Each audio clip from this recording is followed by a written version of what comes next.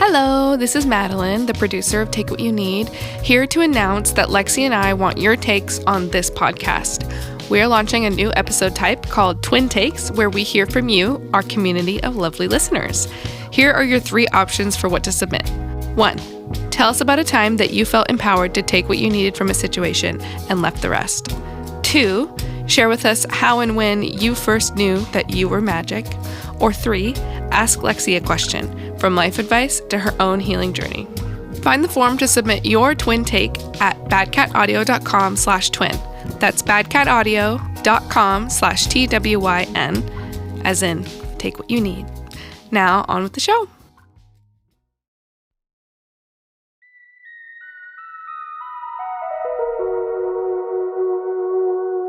Just for today, I invite you to get into a nice, comfortable, seated position and take a deep, loving breath through the nose and out through the mouth.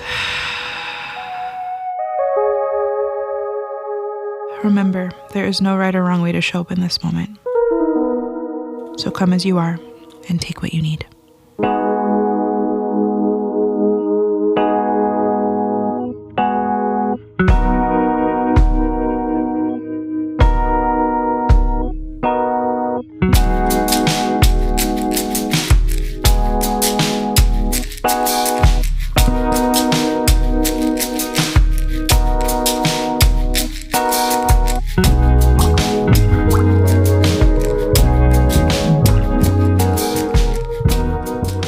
Jalisa, welcome to Take What You Need, the podcast. Thank you so much for bringing me on. I'm excited. I'm so happy that you're here. We connected on Instagram, and I've seen so many posts of your wisdom, of your channeled messages, and it just hits. It hits every time. You just are right on the mark. You just nail it every time, and I was so eager and excited to have you. And when we connected earlier, before recording even, it felt like kismet. It felt like right away just like chatting with somebody I've known for a long time, and I'm so excited and eager for our listeners to get to partake in your wisdom and know you more. Yes, and I feel the same way. And I've been following you for a really long time. So like when you asked me to be a guest on your podcast, I was so shocked and just honored. So I'm really glad that you noticed me, and I had already been following you. So, and my account kind of grew fast. So just kind of like being asked to like do these kind of things and be able to connect with other women that share the same light and, you know, kind of the same lines of messaging is just my dream and inspires me even more to continue doing what I'm doing. Yes, girl, you are being seen. I was going to ask, I love that we're starting this, because how does it feel to be kind of pushed in the limelight right now, or to feel this, like the rumbling of your platform growing so quickly and so many eyes on you? Was that shocking? How did that like land for you in your journey thus far? I feel like in the back of my mind, it was something I was manifesting. Mm-hmm. But not like actively expecting. It just initially came as a place for me to express myself, to share my knowledge and my wisdom. I actually had another page prior to this. Mm-hmm. That page was growing. It was doing pretty good. But I didn't feel like it aligned with me. It was all spiritual. So I originally was a spiritual life coach. Mm-hmm. That's how I started. And I had a page called Insights by Jalisa, which is still up. I just don't post on it anymore. Mm-hmm. But that page I used to express my spiritual wisdom. But I decided that I wasn't just spiritual. I was spiritual. I was sexual. I was, wild and fun and all of these different things, and a woman. And I felt like just being spiritual and how my page was, like, it was almost like with my regular page, I had a secret life. Mm-hmm. And with the spiritual page, I had another life. And I felt like I was being fake, and it didn't feel authentic, and it didn't feel real or aligned. Mm-hmm. So that's when I was like, you know what, forget it. I'm going to take my regular page and create something more with it. So Then I transformed my page into more about sensuality. And I used that to kind of heal my sensuality and my sexuality. And I spent a lot of that time being very triggering, posting myself like pretty much nude and in lingerie pictures. And I would also mix it with writing about like sacred sexuality and, teachings on that, tantra and all those different things. And I actually still teach sacred sexuality courses on a different platform for someone. So they have students and I still teach it.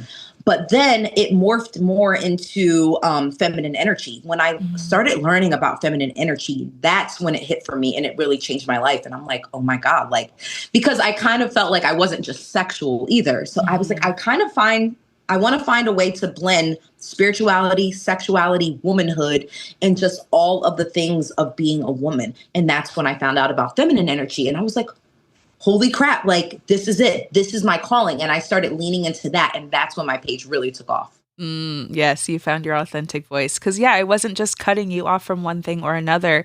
And it's like you didn't have to pigeonhole yourself, essentially. Because, yeah, it's like there's so much to being multifaceted. And I feel like that is more common than not, is that people are so many more things than just one thing.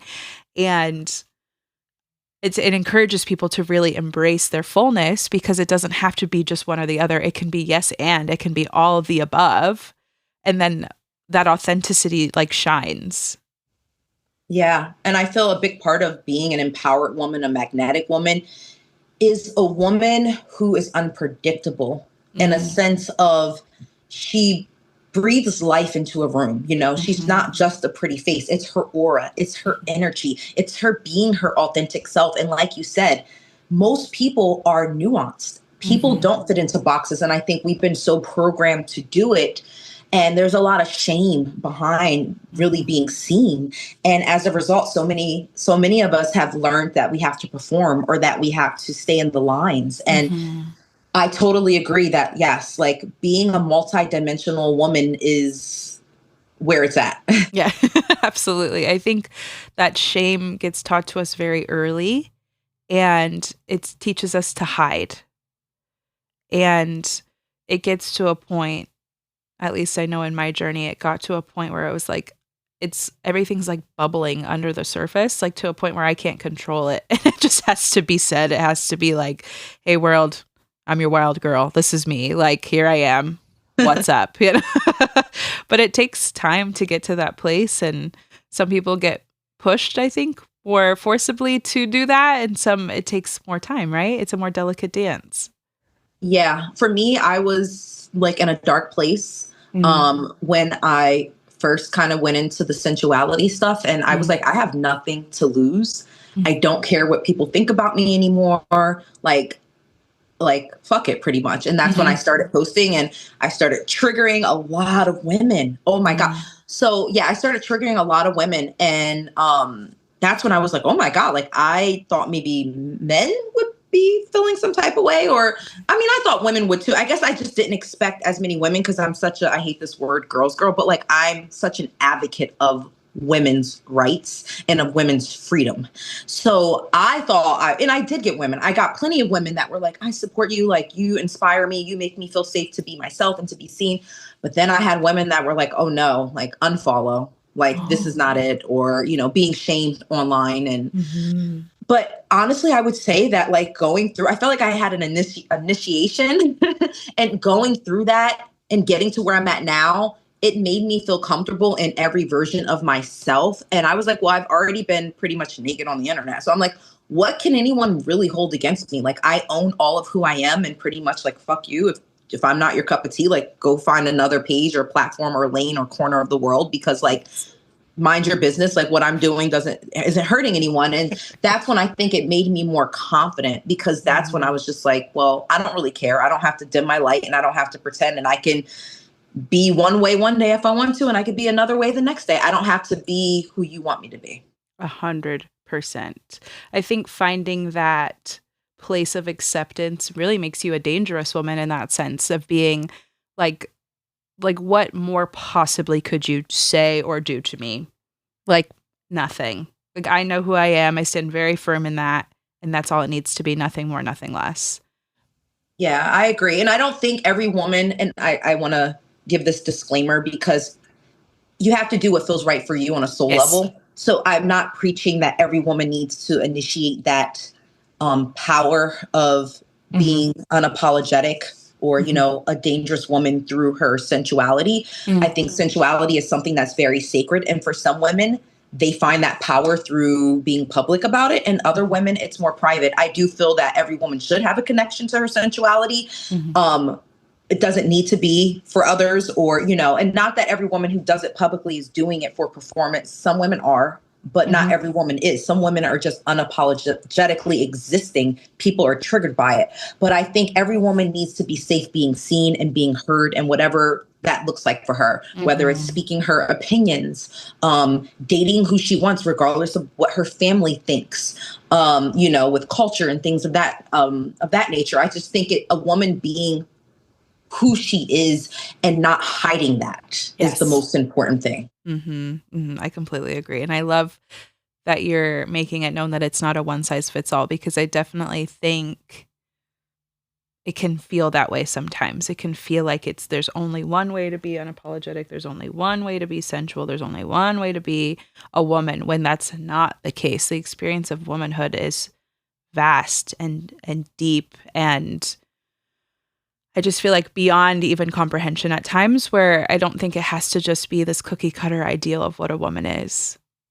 Yeah, I agree. And I just was having a conversation with my friend. We're doing a retreat together. We're planning a retreat now. And we were talking about beauty as a concept. And, we get very deep into this whole concept of what beauty is and the pressure of beauty and being a woman. But I feel that too, as women, we have to stop telling women what we should and should not look like. So women who choose to get plastic surgery, I support that. I think if a woman wants to do it, I think it should come from self-love, because there is a limit to it. And I think if it's coming from an unhappy place, but if it makes you happy, then fine, because there's women who are completely miserable when they could just make the change and, love themselves. I think no matter what you do, you just have to love yourself and accept your decisions at the end of the day, because if natural's the route you want to go, don't compare yourself to women that are unnatural.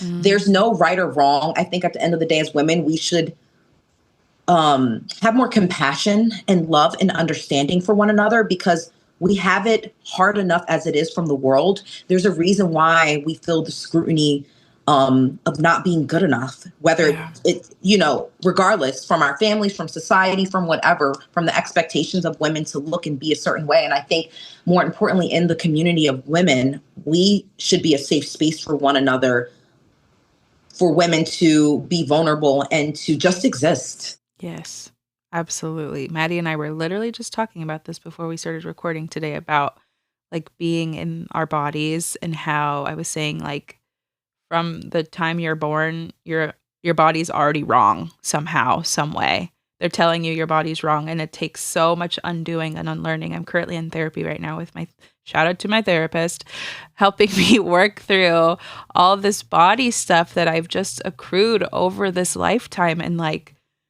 getting to a place of like tending to my body in a place of care, instead of just trying to fix or make it something that it's not. And it really struck a chord with me when you were saying, like, if you decided you just want to have a natural body, like, it's a trap essentially to compare yourself to women that are not natural, because it's like there'll never be there's never, like, it's just never an equal playing field for yourself, and it's just a constant trap of berating yourself for being something that you're not. And like this coming to a place in my adulthood and unlearning all the things that I've unlearned about my body, and trying to get on an even playing field to where I can just be neutral about my body, and then love and care and tend for this body that deserves all of those things, because it is just a body, right? But it's all the things that get put on the body. Yeah. And I think a lot of people confuse femininity with feminine energy. And the thing about femininity is the outward expression of it. It's not the essence of it. Feminine energy is the essence. And a lot of women try to be more feminine through the outward. And I'm not saying that beauty is not important. I think self-care and, beauty is important because even if we look at, like, if you go, beauty is a very feminine concept, even just if you look at architecture or art or how a place is decorated. Like if you go to a cafe and it's beautifully painted with colors and decoration, that is more feminine energy. And we all have masculine and feminine energy within us. So both play crucial roles. But when we start putting so much emphasis on femininity over feminine energy, that's when we become displaced. We become distorted. We are not aligned with our true selves, our higher selves. And that in itself is what takes away your magnetism. And I was just listening to a podcast episode today with a woman talking about this concept, and basically everything that I believe in as well, that with your magnetism, it's your aura. It's you being in alignment, because people, yes, they notice what you look like, but people don't forget how you make them feel. And the thing is, we're energetic beings. So people are always going to, no matter what you look like, they're going to feel your energy. And you will either attract or repel according to what your energetic frequency is like. So, yeah, vibrating on that frequency of love, which is one of the highest vibrational frequencies, and being connected to yourself and sourcing from yourself and being connected to your higher power. That's where the most magnetism and beauty radiates. As a magnetic being, how do you discern what or who is right for you? Because I feel like when I think of magnetism, I think of everything coming at you at one time. And maybe that's not true. But I'm curious, is like, as you've stepped into your magnetic energy, and as this is something that you're teaching and coaching people through and embodying in yourself and your journey, how do you discern when you have all these options? That's what I think magnetism is options, right? Availabilities. It could be this, it could be that. How do you know what is the most right thing for you? So this is something deep. So with magnets, right? A magnet doesn't just attract, it also repels. If you've ever tried to put one end of a magnet that doesn't go, it does not click. So magnetism is about the frequency that you're vibrating on. And the thing that I find, the more magnetic I become, it's actually less options. And the options that I do vibrate with are the ones that are on the same frequency as me. It's like a radio station. Yeah. If you are on the channel of listening to rock and roll, but you want to listen to jazz, you're not going to get jazz because you're the antenna. So magnetism isn't just attraction, it's also repelling. So when you start to vibrate on a higher frequency, which is the frequency of being closer to the divine, which is what you were born into. You were born as a divine being, but then we become contaminated over time in the world. And I'm not saying things don't get passed down, because there is generational trauma and things of that nature that can be stored in our DNA. But you see, genes are activated. And predisposition does not mean predetermination. So a lot of times what's happening is certain things are being activated, and then there's conditioning. It's nature and it's nurture. It's a combination of both. So that's what we end up straying from our magnetism. We end up straying from our divinity. So I actually find the more magnetic I become, the less I resonate with things that are not on the same wavelength as me. And I guess maybe in a way less interested. You're like, oh, I'm not bringing myself down to that level. I don't have, like, it's that saying you hear when people say that what you once were attracted to disgusts you.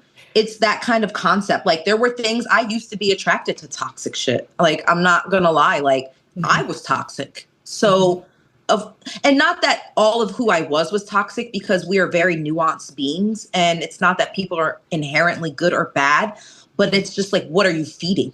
What part of yourself are you feeding? There's different parts of us. What part are you letting take the driver's seat most of the time? And I was running on the program, because it's programs that we run on. I was running on the program of limiting beliefs and trauma.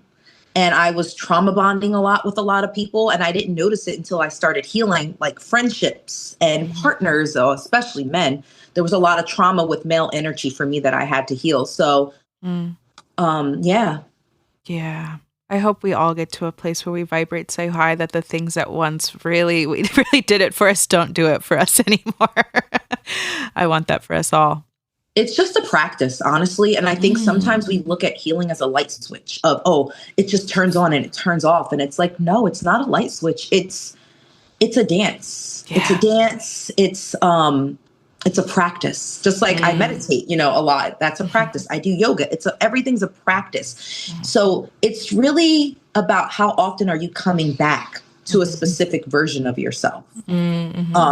So for me, I don't believe in perfection and I don't preach perfection. Like I was just doing some toxic stuff last year, I'll give you an example because I'm not ashamed of it. But like I used to smoke cigarettes a lot for many, many years when I was younger. And when I would drink, there's been times occasionally where I crave it. I wanted it because it's a habit, and how our neural pathways work in our brain, they're circuits. So the more you feed the circuit, the more the pathway wants to be reinforced and they become hardened. So that's something that's hardened inside of me that I've retrained. But sometimes all it takes is picking it up and you build a rhythm of something. And that's where habits come from. You feed the habit and then you start feeding more bad habits. And what I notice is like bad habits beget other bad habits and good habits beget other good habits. Because I would smoke, like I'd say in December, I was smoking for like that month, maybe for like 3 weeks I was smoking. But to me, that was still horrible because I could feel what it was doing to my frequency, what it was doing to my body. And in the beginning, like, yeah, it was cool. But then I could feel that I was making it more of a habit and I could feel that I just wasn't my best self. But I was still doing the good things. I was still meditating. I was still running. I was still exercising, but I wasn't feeling as magnetic. And that's where I say it's a practice. So even if you are healing, you have to just be okay. And just the awareness of noticing your patterns alone is such a huge part, because in order to heal something, you have to be aware of it. So even when you notice, so I keep track of my habits because I went to like this Tony Robbins seminar, as a coach, I believe in investing in myself. I read lots of books. I go to other coaches. I have a mentor, but, he said, you can't manage what you don't measure. And I thought about it and I was like, oh my God, it hit me like, what are my habits? So I keep track of good habits. And then the ones I know that I'm like, okay, these are kind of my bad habits, my vices. Let me keep track. So I started keeping like, I went on Notion and I created like a little spreadsheet thing or like a little habit tracker. And I keep track of my good habits and my bad ones. So for instance, like I set a time limit and a standard for myself. Okay, how long am I allowed to be on social media? And if I write down or I check whether I met that goal or not, did I meditate that day? Did I work out? Do I do breath work? I don't beat up on myself if I fall off or things in life happen and I notice I'm not kind of like, oh, I didn't meditate for 3 days. I just take notice and I'm aware of it. And then I'm like, okay, well, what's happening in my life? How can I get back to it? It's a practice. I was thinking 2 thoughts. The word dedication keeps showing up. It's a dedication, and it can be a dedication to one thing or another, the higher vibrational, the lower vibrational thing. It's just a dedication one way or the other, no matter how you slice it. And the second thought is escaping me right now, but it's interesting to think about. All it really is just patterns. It's all patterns. Like it's all just patterns. It's the things that we do each day that we enforce each day.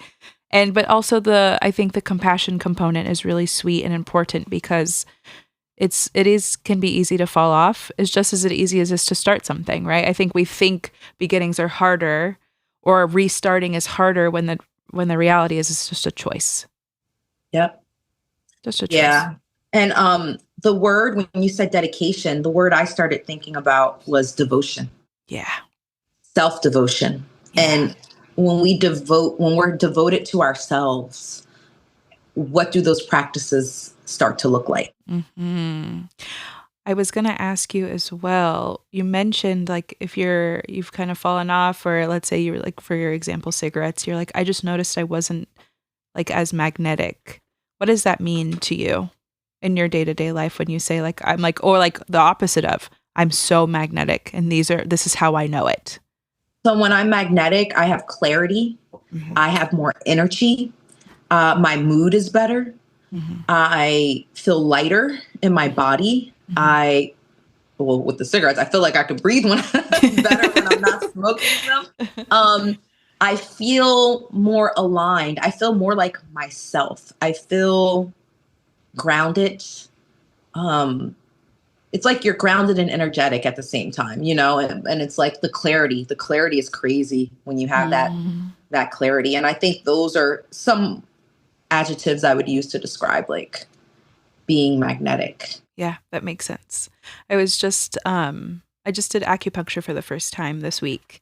And we have a local acupuncturist here who's just this really, really like profound healer. And I just was telling Maddie earlier how I feel very like in my own element. Like there's no leaks. It's like it just feels very solitary and like a very like, it's just all me, flow all of my energy in one place. It's not being siphoned by anybody. It's not being tainted by something. It just is like very, it's just very, like solitary is the only word I can really think of, but it's all mine, right? And it's not leaking anywhere. It's not going anywhere else. And it's just kind of funneling through me. And I recognize that feeling within myself as like a very like sappy gratitude. And to me, like that's my magnetism is like I'm like gushing in gratitude. Like I am brought to tears just by my life, the moments of my life, the sweetness of my life. To me, that feels like my magnetism.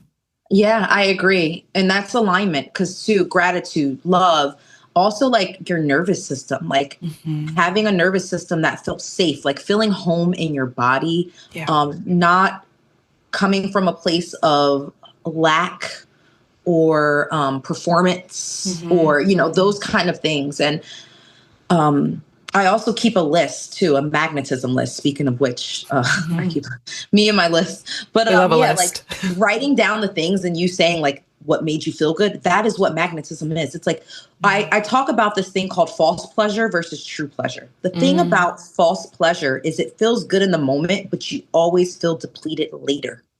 It always feels good in the moment, but later on it drains the hell out of you. It's a come down. It's like if you've ever taken like Molly or something, like you feel like you're on top of the world. And then when you're not on it anymore, it's like you are making up for all of that lost time and you just have a crash. And that's how you know when something is false pleasure. When it's true pleasure, there's no come down. It's kind of like it just stays on that same frequency. In fact, sometimes you elevate from that point onward. So I like to keep a list of the things that make me feel good, or people or habits, or even my own mindset or thoughts. And then the things that don't feel good. What are the habits? What are the mindsets? What are the thoughts? And sometimes it's a balance. Like if I go out too much, I become drained. But then if I don't go out at all and I'm just all work, I start to get drained. So I know for me, in order to be magnetic, I need like a good work-life balance. You know, I know in order for me to be magnetic, like I need my meditation time. I have my certain things like eating healthy foods, but I also like to treat myself to little like treats sometimes. So like I just write down the things I know and find my balance of like what's good for me. And that's my formula to staying magnetic. I see. Is this something that you had to learn, or is this something that felt inherent to you as a child?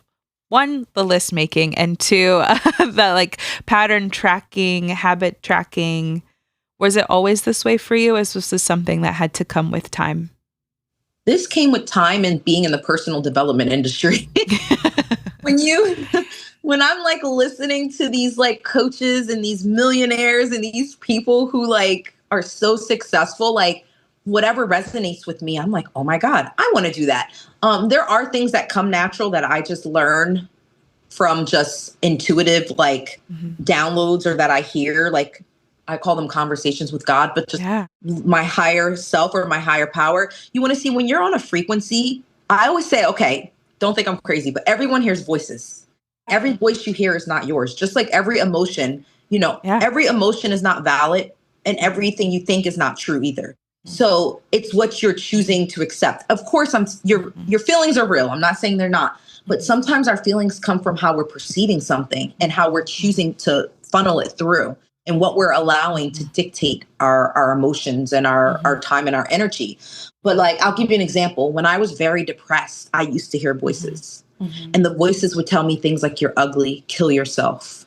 They would tell me very, very dark things. And I remember at one point I was like, this isn't me. This is the devil. These are demons talking to me.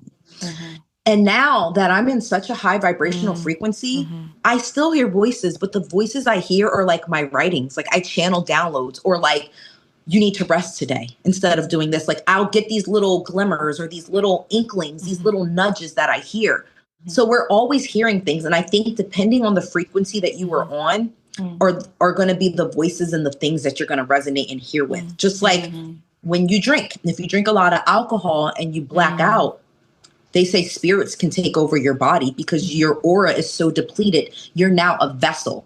And I think, I don't know, I've experienced blacking out before, but there's times where, you know, when I used to drink heavily and do crazy stuff where I'm like, wow, I did that, or I don't remember that. So it really is all about your frequency. And, but I say like doing things like following positive pages online, listening to positive podcasts, inspirational podcasts that you align with, YouTube videos. Like you may not know, because if you never had someone teach it to you, how are you going to know? And if you're not in that space and the voices you're hearing in your head are worry, doubt, fear, lack, scarcity, it can be very difficult to get to a place of just intuitively clearing the noise and hearing it. So sometimes you just need to surround yourself with medicine, and that medicine can be a therapist, a mentor, a YouTube video, a podcast. You really have to start filtering and being very intentional about what you're going to allow in as you build yourself and learn to trust yourself. Yeah. I love this so much. It's such an interesting and also so approachable. It's so approachable. It's not complicated. It doesn't have to be complicated. And I think also too, like touching on like who you surround yourself with in community. That's really big. That's all those things play in such a huge factor in where you vibrate, how high you vibrate, and what you think and see and feel about yourself. But it is very approachable, and it's just very meant to be simple, because everyone can tap into this magnetism. It's not that some people have more or less. It's just like you can tap into it. You can reach into it at any given moment. It's choices. Yeah, we're all magnetic beings. We're all worthy. Like I always say, pleasure is your divine birthright. Like yes, you don't have to earn it. You are already worthy as a human being. Like the fact that you're even here is a miracle. The fact that you were even born is a miracle. So being here alone is your worthy, because you were chosen, because some higher power chose you to be here. And I'm getting chills right now. It makes me so emotional to think about it, but a higher power chose you to be here right now. So that in itself is the gift. You are the gift. It's about quieting all that noise to be able to hear it clearly. And following those nudges, starting to build that inner trust of like, oh, this is the right thing for me. This feels good to me, honoring that. And it doesn't have to make sense to anybody. It doesn't have to make sense to anybody but yourself. And also too, you said like, don't think I'm crazy. There's nothing that you could say on this podcast that would make me think that you were crazy. You are home, sister. You are in the right place at the right time, saying the most right things for people that need to hear it. And yeah, we are constantly bombarded with messages, noise, whatever you want to call it. But it is about being able to discern, I think, what the thing is most right for you and what lights you up, or what ignites those chills in your body, or gives you the signal that, oh, this is the thing I need to be doing for myself. This is how I show care. This is how I tap into my magnetism. This is how I heal. This is how I fill in, action word here. Yeah, it could be art. I feel like creating, we are creators naturally, and we're doing a lot of consuming. And because what I just talked about was more like consuming, because I talked about podcasts and platforms and all that. I mean, therapists or people that hold space, or coaches and mentors, they kind of guide and hold space, but also just creating. Like, you'll be surprised how simple creating is. And that's what helped me. Like, creating has always been something for me. So like, writing or drawing or singing or dancing or painting or, whatever it is that it is for you, everyone should be creating in some way, shape, or form. It could be growing plants or gardening. Like we're meant to be creating. And I think when we get out of touch with that creativity, it kind of like makes us not in touch with ourselves. Yeah, we kind of lose the touch. I'm just taking it all in at this moment because it just feels so much bigger than us at this point. It just feels like this conversation is just, bigger than us. So much to hold and to process. And it excites me in so many ways because it can really be that easy. It really can. It can really be that easy. And it should be. It should be that easy. It is that easy. And you know what's interesting? When you're doing things you love, it does magnify you. So me and my one girlfriend, we have this little saying that we charge each other's crystals, meaning we're the crystals, because like every time we spend time together, when we leave, we feel so invigorated. We feel so alive. And even like me being in this space with you and us sharing this conversation, like I was a little tired earlier, and then just I come on here and we're talking and it brings me to life. Yeah. And it's so interesting because like people think, okay, like, all right, you go to your job, let's say you go to your 9 to 5, and you're like, I'm so tired. But then you could be doing something else you love for 12 hours and you are not tired at all. And even if you are tired, you're just happy. Like you just feel so alive and so good. Like that's how I am with my business and my brand that I'm building. Like I'm becoming obsessed. Like last weekend, I was writing my blog at 1:20 in the morning and I'm just cracking up and I'm giddy, or like I'm like it's midnight on a weeknight and I have work the next day and I'm doing my YouTube and I'm just talking to myself, like laughing at myself, the past version of myself who I'm editing, and like, this is what I love. This is what I'm meant to be doing. And it's like, you have to find those little nuggets and then just expand on them, because once you find those things that make you feel alive, people that make you feel alive, like I said, and I'm talking about the true pleasure, not the false pleasure where you feel alive and then you feel depleted, but like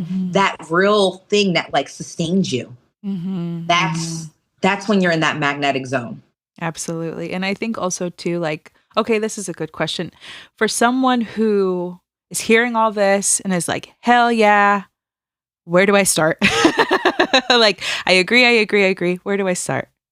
Is there a simple, like a first step for someone that's beginning their magnetism journey, returning back to themselves? Do you have, and maybe that's not a simple answer, but I'm just curious if something even intuitively comes to you as like, okay, like a simple first step for someone who's just beginning their journey. I would say, I mean, the basic universal things I feel are moving your body, because that's going to override. It's going to pump serotonin and all of those like brain chemicals, those positive brain chemicals, just moving your body alone. And, no matter what, if you're going through something, whether you're angry or depressed or traumatized, there's so much power in moving the body. So whether that's slow movement, it can just be if you're in a freeze response, because a lot of times why we're not magnetic is because we're so deeply tied to trauma and survival, or, should I say survival is taking over your identity, because to feel alive is the opposite of being in survival response. You can't really be alive and be in survival at the same time. Now, of course, that can change from moment to moment, because one moment you can, if you're being present and you're being grateful and you're being in that high vibrational frequency, you're not in survival mode. But then let's say later that day or the next day, you can fall back into the survival mode. So I think it's a thing of building a pattern of doing things that support taking you out of survival. And the more you build that up, that becomes your identity. So like being in nature, that's been like proven. Grounding, like go outside, go barefoot, like walk on the ground, let the earth take like the negative ions, like let them draw out the toxins out of your body. Cause sometimes too, it's our environment too. It's, so just even being in nature, it just naturally rebalances you. Working out helps. So if you're someone that might need yoga, then do yoga. There's no one size fits all for working out. Maybe you need to get out the aggression, do some weightlifting or run or go for walks. Walks, honestly, I was such an intense workout person. I started walking. I think everyone should just go for walks. Even if you do work out, like just go for walks. eating healthy food. I know that sounds so cliche, but like when we're eating foods that just zap our energy, it messes with our hormones and it's very hard to get to a good space. So, eating healthy, nature, moving your body, and then, of course, being around a good support system. If you don't have that, then, like I said, starting to listen to things or put things in your brain food, start feeding yourself positivity so you can start to think positive. Maybe write something down on a Post-it note so you can see it. Getting a therapist if you're really in a low space. Like I am an advocate of therapy. Get a therapist or a mentor or whoever. So I think those are like the real basic human needs. It's Maslow's hierarchy of needs. You cannot reach self-actualization if your basic needs aren't even being met. So I would say for someone who's starting, start with the basics. Don't try to go from A to Z. Don't try to be perfect overnight. Don't try to just do the simple things. Do the basic stuff and start there. Yeah, start small and be curious. That's what I was hearing. Be curious about these things. Encouraging trying stuff. And not in a place that feels overwhelming, but just little bit by little bit, trying something new, being curious. How did that make me feel? Okay, back to the drawing board. Or that was a thing. I'm going to follow that kernel, like you said, that like following those nuggets. But yeah, starting small, starting simple. And it is that simple. And also too, journaling. Yeah. And crying. I know it sounds crazy, but like expressing your emotions, because for people who repress them so much, I think expressing is important. For people who overexpress, that was me, a big overexpresser. I mean, you name it, I've dealt with it, from self-harm to crazy rage. I mean, I punch holes in walls. I used to break my phones. Oh my God, I would throw a phone. So I've dealt with, I'm a Scorpio. I have a lot of Scorpio on my chart. I've dealt with any toxic thing on the human, pretty much, not all of it, because I'm sure there's things, I'm not an evil person, so there's nothing evil I've ever done. But like anything on the lower vibrational stuff, you want to talk about low vibe, this is your girl. I'm queen of low vibe. I mean, I've always been good. Like I've always went to school and I had friends and like, so I wasn't like the worst, but I experienced all of those cool parts of being a human being, like the the spectrum. I've been on the whole entire spectrum. I've had anxiety. I've never struggled that bad with anxiety, but depression was my jam. And like, and instead of why is this happening to me? Like, what is this teaching me? And I think that is being curious. Instead of shaming or judging yourself and beating up on yourself, just like I said, coming back to not giving up on yourself, being like, I'm not going to give up on being better. I'm going to keep trying. That devotion. Yeah, it's not overnight. Like the change does not happen overnight. And we live in such a day and age where everybody wants to get to the top so quickly. Everyone wants the instant success. Everyone wants the perfect love. Do you know how many terrible relationships I had to go through to get to my boyfriend now? Like, I mean, I'm talking from the age of 13 to the age of 36 or 37. What is that, 20 years? And I'm not saying that's everybody's story. I could have probably learned quicker had I maybe like not repeated the same lessons. But I had a friend or a coworker tell me, she was saying this woman had got upset with herself, with her therapist, about something she didn't do when she was 20. And she was like, are you holding your 20-year-old self accountable for your adult life, like where you're at now? And it's like, we have to go through it. You can't go around it. Your life lessons, everyone has their own karma, their lessons, their experiences. So the troubles and the things that you're going through are actually the medicine, and it doesn't feel like it, but those are actually ends up being your gifts. Like for me, I've always been such a sensitive human being. I am highly sensitive. It's been a gift and a curse. So everything's always like a double-edged sword. It's a catch-22. So it's like, yeah, okay, you have a big and open heart. You're not supposed to close your heart. You just need to learn balance. Now you just got to learn boundaries and maybe learn your attachment style. Like there's just always, I think you're right about the curiosity. Know yourself. You have to know yourself. Study yourself.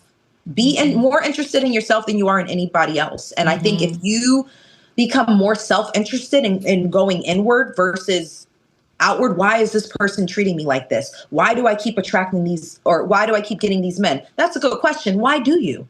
And not from a space of judgment, but from a space of curiosity and like learning about yourself. And I think a lot of us weren't equipped with the education or the tools. We're not like living in the house with therapists. And even if we were, we'd probably rebel and do it anyway because it's your soul's experience and you have to just learn the lesson. Yeah. Yeah. And take something from it, learn from it, make it better, make it something, neutralize it, whatever it needs to be. There's an action word in there somewhere for what it is, but it ultimately is just, these are just choices. These are options. This is information. All this is information for you that's guiding you to where you're headed. And I think too, like a lot for me studying Buddhism, you know, they say attachment to desires is what creates suffering. Because before the desire existed, we were content. And I think a lot of times we think that once I have the partner, once I look a certain way, once it's like this if and then. If this happens, then I'll be happy. When this happens, then I'll be happy. But the truth is if you're not happy with yourself right now, it doesn't matter when you get the body goals. It doesn't matter when you get the partner. It doesn't matter when you have the money or the house. Because those things don't shape who you are. They're a part of who you are, but they're not you. And I think we are outsourcing so much of our importance and of our life. We're, especially online, we're being shown that we all need to be Bill Gates. We all need to be Kim Kardashian. Like we all have to be these people. And it's like, and I wrote a blog post on this, and it was about coming back to your feminine energy. Actually, the title is Reclaiming Your Feminine Energy in a World of Constant Noise, the Sacred Art of Returning to Yourself. And in the beginning of the blog, I talk about how when you go online, there's all these different things about how to optimize, how to be your highest self. It's like all of these different things that are telling us. And it's like there's a million ways of telling us how to love and accept ourselves.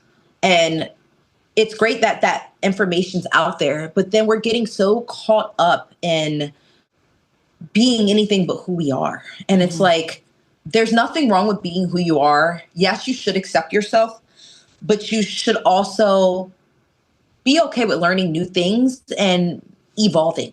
Because if we just accept who we are, let's just say, okay, you're lazy. You don't want to get up. You don't want to go to work.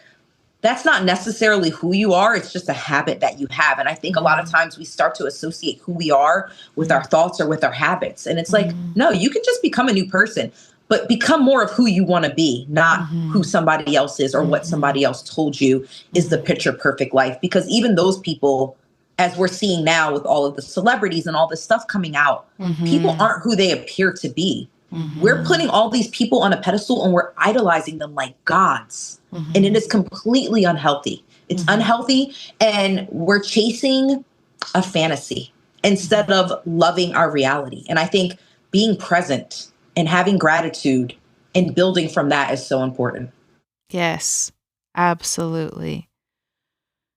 And I think ultimately too, yeah, like just what is authentic, what feels authentic outside of everything else, all these examples. Cause yeah, like you said, there's a million and one examples of what it is or what it could be for you. And it worked for me, so maybe it'll work for you kind of vibes. But ultimately it's just about you getting quiet and realizing what actually is, what is for you. What do you need? How can you get there? Taking time to do it, taking time to give yourself an opportunity to just be that.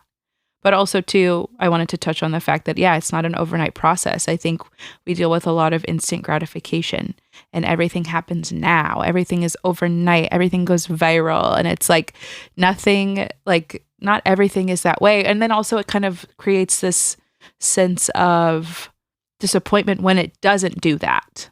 When ultimately it could still very well be a good thing. It just doesn't have to be this like viral moment. It can still be very like important, or it can touch people's lives. It can be whatever it may be, but the influence doesn't have to be this instant gratification overnight. I've changed myself. I took the drops, I did the shots, and now I'm skinny. I took the drops, did the drugs, and the drugs are working. Like it's like, it feels like it doesn't have to be, I don't know. I just think we get sold an idea that things that are good are supposed to happen overnight. And I don't think that's true. No, the popcorn generation. And I just honestly feel like the unraveling of you, the becoming of you is such a beautiful process, and loving yourself in every season. And as you are unfolding and unraveling, as humans, it's in our nature to expand. We are expansive beings. You put us in a box, we're going to want to be in a bigger box. Like, it's the nature of us. So there's nothing wrong with wanting to expand. But I like to look at success as emanating from you versus it defining you. Like, for instance, my Instagram platform growing was because I was just naturally being who I am. But I'm not going to sit here and lie and act like once my numbers got larger that it didn't impact me. Because now it's like, now I'm comparing myself to me. Oh, well, this posted well. How come this post didn't do that well? What did I do wrong? Or obsessively checking, did my following, did I make it to the what I wanted it to be? What's my story views? Or, starting to become hyper vigilant. And at first, what was started out as something just natural for me, once I grew, which is something I think I subconsciously wanted. And now that I got it, like, I even have a bigger goal. But the key to manifesting your dream life is becoming the version of yourself that has it. A lot of times we just want it. We don't want to become the version that has it. So now that's what I focus more on. Like, if I trust and know, then it's going to happen. And even if it doesn't happen, like what my boyfriend says, it's who you're becoming in the process of it.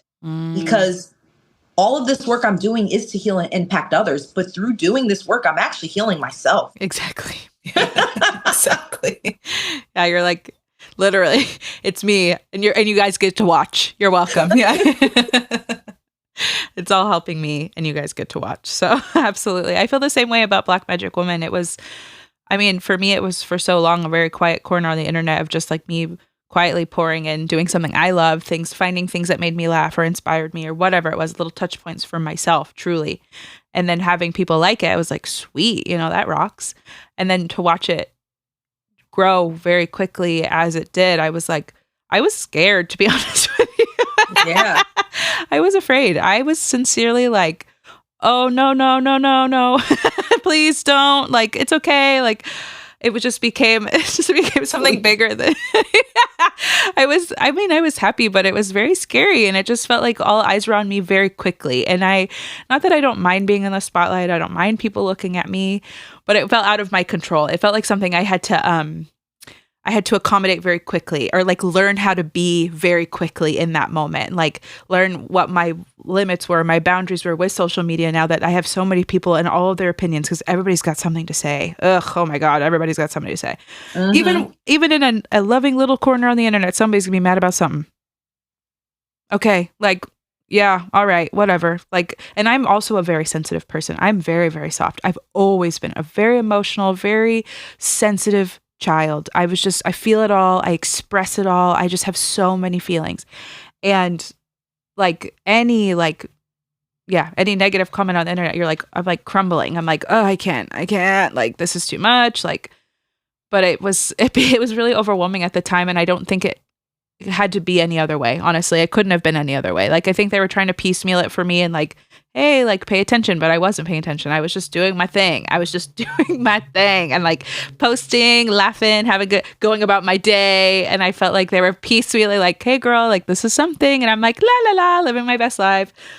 And then all of a sudden, yeah, it kind of felt like an overnight thing that I was like, oh my God, like, this is happening. Here you go. Like, okay, like, now everybody's got something to say. And like, what do I do with this? What do I make of this information?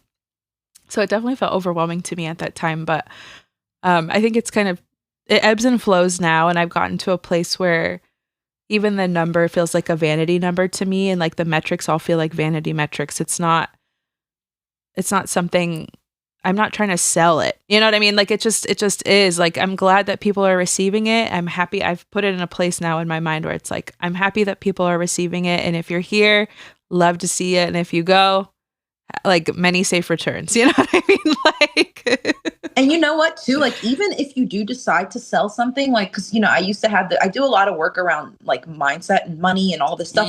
You don't need the big following to be successful. I mean, there's a self-made millionaire that I follow. She's a coach, and I take her go on her app. I do her meditations. I do her programs and stuff. And she's got 14,000 followers. There's people that have way more. There's people that have 1 million followers. They say that they did an experiment, couldn't even sell a t-shirt. So you don't need the followers to necessarily sell. The followers are nice, but they don't always convert to people that are buying. Also, I feel that, like, let's say you decided to sell something, I think I look at it as offerings, and, money's just energy. And, if you decide to, that's beautiful. If you don't decide to, I think that's beautiful too. Doing whatever feels aligned and authentic for you. If you're like, hey, I don't want to, that's too much work for me. It's more stressful. I just want to voice myself and that be it. I think that's okay. If you decide, I have this grand idea that came to me and I want to share it with my audience, and this would be a gift to them. I had a problem with thinking of myself as selling too. And I love seeing a lot of women now online because they're not salesy. Like when you used to see sales people back in the day, it was very pushy, very like aggressive. And now I'm seeing a lot of women selling just through storytelling, just through being themselves and what they're offering. Because those are the women I've bought from. And those are women that have changed my mindset, coaches and programs, and even like what you're talking about, like nervous system regulation. And I feel that, with success and expansion, and this is why I was talking about being the version of yourself that has it. You see, when you got the following, that version of yourself, you did a quantum leap. So that version of you wasn't quite there. You were just creating. Then you got shifted into a whole new timeline, but you weren't, of course you were ready, because God would never give you anything you're not ready for. But it was such a huge adjustment. It's like winning the lottery, yes. People say they want these things, but 50% of people who win the lottery go broke in a very short period of time. Because see, what people don't understand is it's not about having something. It's about being on the frequency to receive it, being the version that it belongs to you. A lot of us are chasing, and that's where not being magnetic comes in, and depleting your magnetism and your vitality. We're chasing instead of being. And I always say, you don't need to be more. You don't need to have more. You just need to be more. And when you become more, that's when you have more. And also, when we stop thinking about ourselves so much, in the sense of like focusing on ourselves and focusing on others, like whenever I'm in my ego, because that's when I'm focused on the followers and I'm focused on that. That's about me. That's my ego. And I have to tell my ego to shut up. But when I'm posting and I'm like, this is because it makes me feel good and it's my creativity, but it's also for impact. And it's not about me. This is about what I'm giving to others as a gift. And when I do that, I change the frequency. And I actually find that I have better results, should I say. It's when my platform grows more. It's when I start getting more people booking clarity calls with me to see if my coaching is the right fit for them. So when we're in alignment, everything else follows. When we stop chasing and we just start becoming more of who we're meant to be, it becomes effortless. So a lot of times we want the right partner, but have you done the work on yourself? Or maybe it's not the right time, but like, don't chase it. Just be yourself, follow your evolution, be in alignment, and everything always falls into place that way. And God would never put a desire in your heart if it wasn't meant for you to have it. But you got to let go of the tight grip, because you start to repel it. When you want, it's like you chase it away. When you become so desperate, and I think we've all been there. Anyone who says they haven't, I think is lying. Or you're just very apathetic. But when we all want something so badly, whether it's the love or to get the job promotion or the house or to look a certain way, to lose the weight, like whatever it is, when we want it so much, we're outsourcing ourselves and we're not becoming it. Now we're chasing it. I, last year was probably one of the harder years of my life, and I've been revisiting why it was so hard for me, and I won't get into it too deeply, but just the things that you've said just now really like watered my perspective of why this year was hard, or why last year was so hard, and why it didn't pan out the way that I wanted it to. And I just needed to note that what you just said really, it clicked for me. And that's big, because me and God, I've bent God's ear, if you will, lots of times about why this year was so hard. And I'm like, the betrayal, but the reality is that it was just so much bigger and needed to be what it was for me to be here today, to sit here today in this place with you, in this moment, and it's not lost on me. So I really needed to just put a note on that. Oh, yay. Yes. I always say it's for your character development. Get it, girl. This character has been developed. Okay. I've been so developed. Thank you. I could do less, I think. I could take some less. It's the plot twist, but you know what? As you learn through it, and I think too, like what I was saying earlier, we think when we get to a certain place that the lessons stop and the growing stops. It does not stop. Never. This is life. And, I work with the elderly a lot. So talking to 90-year-olds and 100-year-olds really gives you a different perspective on life. And I'm like, I think of things so differently. And I look at like my peers and I'm like, you guys don't even know the half of it. Like, you're still such babies and you have not experienced shit. And when I talk to people who've been through so much because they've lived through so many things, I think like even the times that we're going through, like the world is terrible. I'm like, the world has always been terrible. Where the hell have you been? Actually, it was worse. I mean, my ancestors weren't even free not too long ago. I'm like, I don't know. That seems pretty bad to me. I love my freedom right now that I have. And I'm not saying the world can't be better, because it absolutely can. But we spend so much time on how horrible things are. Or if you even ask somebody, like, how was their day?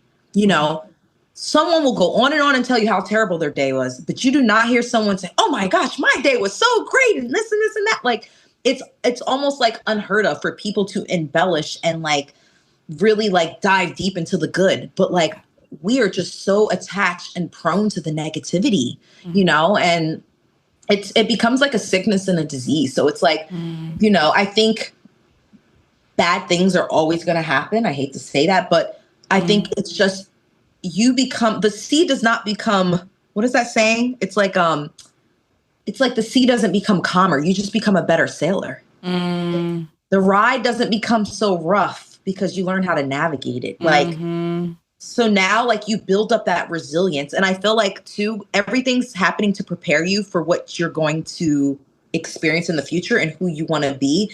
So, and sometimes bad things do just happen and there's no explanation. Maybe a loved one dies in a car accident. How do you make something good of that? I deal a lot with grief because I work in hospice. So I deal with a lot of people who experience death. So for me, I'm seeing that a lot. So I, more than anything, I'm like, well, being that death is inevitable, let me just cherish the fuck out of life as much as I can. And sometimes I'm sad, sometimes I'm happy, but I'm in love with all of it. Yeah. I just need to thank you for your wealth of knowledge and your generosity with your gift and your willingness to share and pour into this world the way that you have. It is so important, the things that you have to say and the things that you've made out of your life, to share and to pour and to give this perspective and to ground people in this knowledge and this way of being.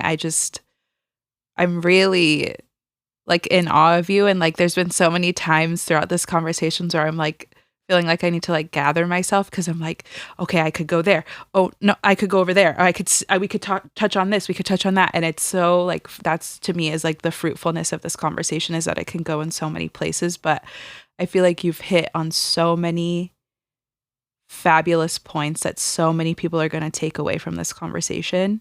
So please keep shining this bright light. Keep sharing your beautiful wisdom with the world. Like, you have something to say and we all need to hear it. Oh, thank you. Yeah, I'm so glad. And of course I could go on and on. And, I know you sent me the questions and I'm like, I reviewed them once, but I was like, you know what? I'm just going to wing it, because when do I not know what to say? Because I just feel like I've been through so much, and I just, being in the moment and answering authentically. And like you said, our chemistry is fire, girl. It is. I could see us being on vacation somewhere. Like, we would never run out of things to talk Let's about. Go. Let's go. Tulum. Let's go. Yes. I wanted to give you, as we wrap up this conversation, an opportunity to shameless plug something that you want to share to our listeners, something that you're working on that's lit you up recently, or something that like a business practice, a course, something that you want to sell and share. I want to offer that up to you. And then also, as we close, where people can find you. And then also, everything will be in the show notes as well, but just give you an opportunity to kind of just let it be known. So people can find me at Femininely Divine, and you're going to spell that in the show notes. But Femininely Divine at Instagram, and then Femininely Divine on YouTube. On Instagram, there is an underscore between femininely and divine. And then on YouTube, it's just all one word. I also have a Substack blog. But of course, if you find me on YouTube or Instagram, all my links are in there. But I have a Femininely Divine Substack blog. And actually, that's new. I've been doing that for about 2 weeks. And surprisingly, I'm getting a lot of traction on that. People are loving it. And I kind of feel very happy about that, because on Instagram, it's like, it's very short form content, and I have so much to say, so much depth.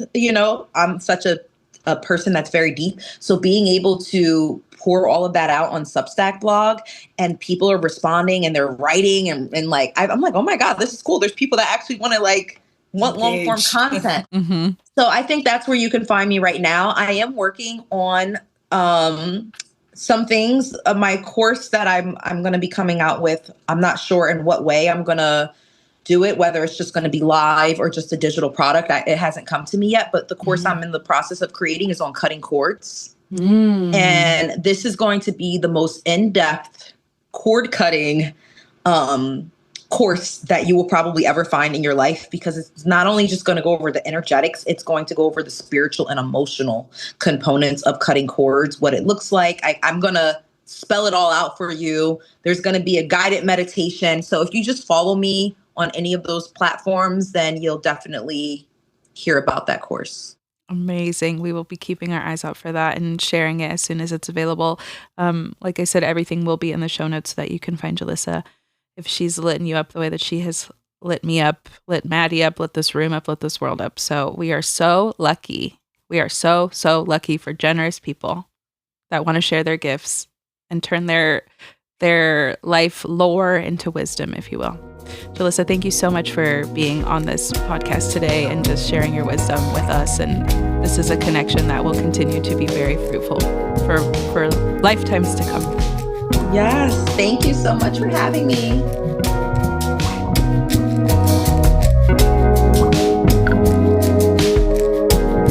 Take What You Need, the podcast was created by Lexi Bordeaux and Madeline Doss, with original music and production by Madeline Doss. If you would like to work with either of us, find our information below or visit our websites, lightandsable.com or badcataudio.com. You can also find all the links to our socials in the show notes, including info on today's guest. If you enjoyed today's episode, add it to your library, review the podcast, and share this healing that you just heard with someone in your community. This is a Bad Cat production.